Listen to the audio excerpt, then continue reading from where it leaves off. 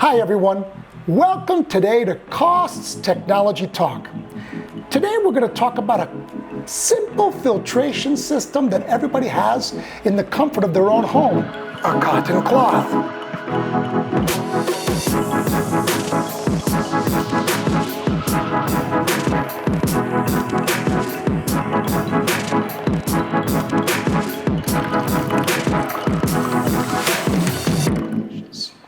When I first heard that a common cloth can be used to clean my water, I thought I was going crazy.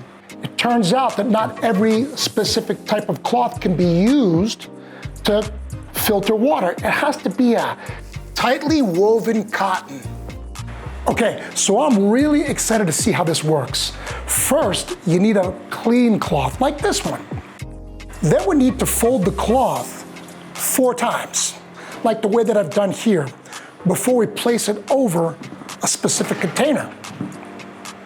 Once the cloth is placed over the bucket, we need to find something to make sure that the cloth is fastened securely around the bucket so the cloth doesn't fall in once water is being poured into the bucket.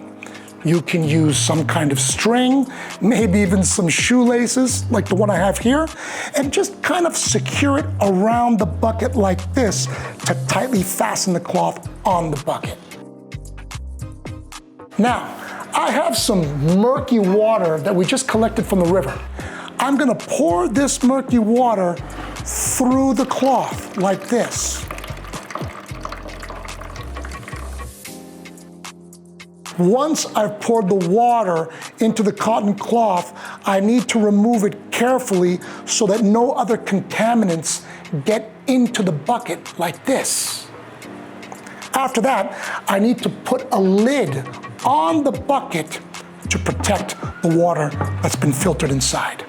Cloth filtration is a good pre-filtration technique to help get rid of sand, silt, clay, and pathogens before treating your water with another method.